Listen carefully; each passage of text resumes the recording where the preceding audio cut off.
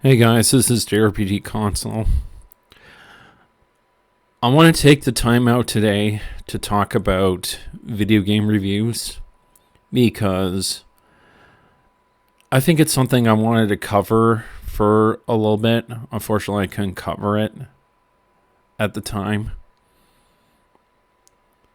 But I would just want to say to the effect of it really doesn't matter in a large scope of things on how video games score, because at the end of the day, it's just an opinion.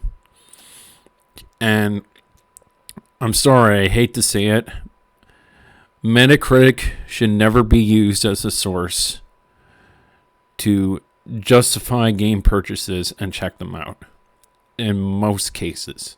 Now, I'm not saying that there are video games that are terrible. You know, there's certainly games that are poorly optimized. You know, that game from Square Enix, you know, everybody's talking about how poorly optimized it is on PC and console. I'm personally not getting it because I can tell the game is lazy. But I'm not going to base my game purchases on a score. There's no such thing as game A equals game C is better. There's just not, okay? And the thing about Metacritic is, if you actually look back in time, Metacritic, unfortunately, at one point was used as a site for fanboys to basically brag that their game was high scoring compared to the other competition of exclusives. And I cannot agree with that mindset. If it is used for console wars, which I'm sure it is. But Metacritic has a lot of gaming journalists that are biased. You know, the type of people they hire, they're either biased or they're not personally into the gaming genre that they're into. You know, I saw a review on IGN on the SpongeBob SquarePants Rehydrated, and I could not agree with their assessment with the score because it's a remaster. It was a remaster, and it was still a functioning remaster. So I'm still trying to scratch my head why people use reviews as a way to determine if they should go out and buy a game. And I'm talking about, like, if you rely on IGN and Gamespot and all that stuff. I just personally don't think it's a good idea. That's just my honest opinion about the situation.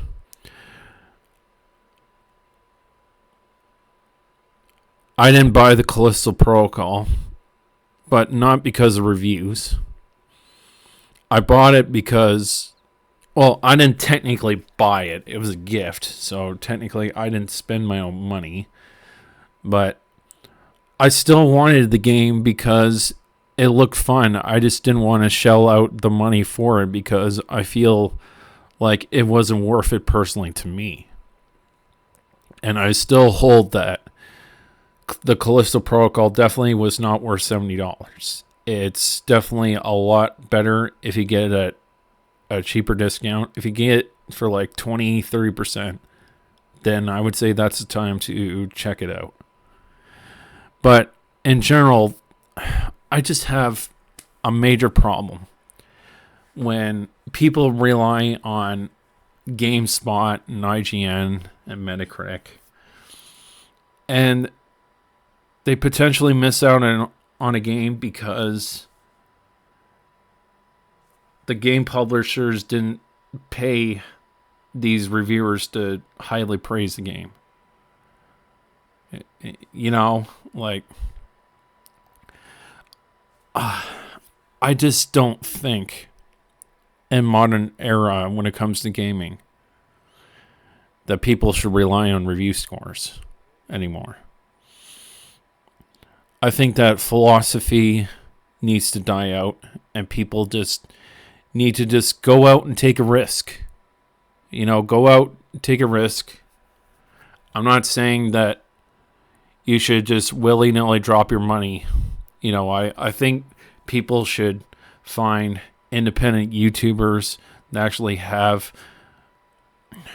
not only that they're not paid, of course, but you can tell that in the reviews they're very fair. I would say fair. That they're very fair, and they give pros and cons to the video game that you're looking at. And they don't completely just bash on it and just villainize it. I don't know if I want to say villainize it, but treat the game almost like it's a piece of garbage and nobody should pay attention to it. That's just not the case with certain video games coming out. But I just thought I'd chime in and discuss about this topic.